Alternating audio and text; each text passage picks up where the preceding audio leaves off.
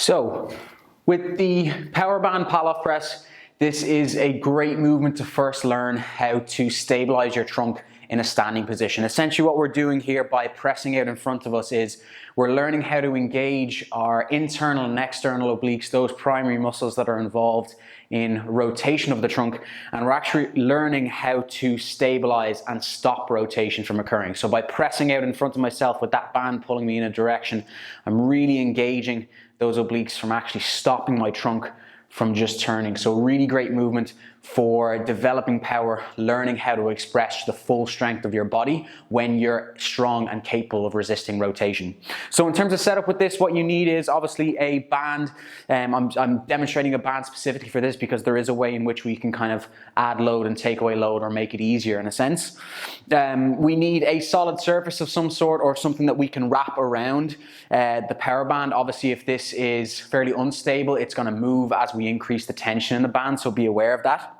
And we want kind of a direct sort of line standing off. What I don't want to see is you kind of pressing at a bit of a weird angle or anything like that. So you're going to try and get yourself a kind of a perfect 90 degrees from the band that you're going to set up with, okay? So you're going to get your hands, wrap them in, interlock your fingers. And from here, the idea would be our stance width is a little bit wider than hip width, or about shoulder width apart, feet kind of facing forward, relatively easy in terms of setup. Now, if I want to make it more difficult, the idea is I just sidestep a little bit more. So be aware that like the tiniest little bit of a step, literally like an inch or two when you're getting to that sort of perfect range for yourself, is really important to know when you've actually stepped too far. So when you're in position, you shouldn't be leaning too excessively into the side. You should be stable enough in the legs and in the trunk to be able to stand kind of relatively neutral, and someone could eyeball you and help you, or if you had a mirror in front of you, you could probably see that as well. When you actually go to press, then what you don't want to see is any movement out to the side. So be aware of that as well. If you have set yourself up too far,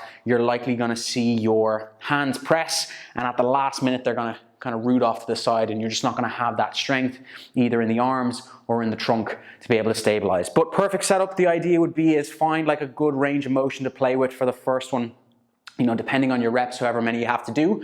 But essentially what you're going to do first is then, once you have yourself in position, you're going to hinge back a little bit with the hips and essentially just get into like a little quarter squat stance. From here then, squeeze those shoulder blades back, pull them back and engage them. What we don't want to see is actually movement from the shoulder blades or excessive movement from the arms. All you're going to do really is lock out the elbows in front of you, as opposed to pressing and pushing away from you, which means you might actually lose your trunk position.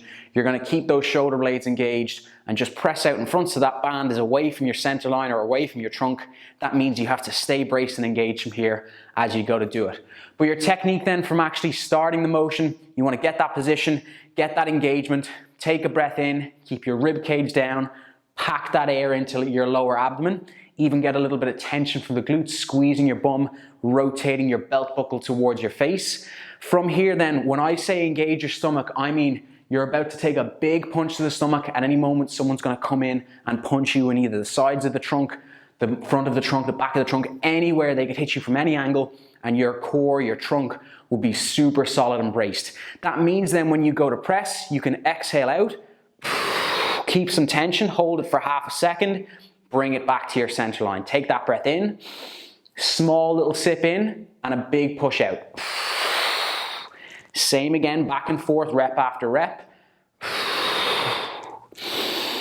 Keeping that stability, keeping that engagement. Now, you want to make sure that you are getting that engagement from the core. If you're not really feeling much tension, then it might be more beneficial for you to actually work on contractions of the core separately from this Palloff press, learning how to engage your trunk. But this is a great way to introduce it when you've maybe done some basic rudimentary core work, that you actually can engage the musculature of the core, this being a more advanced version to progress onto.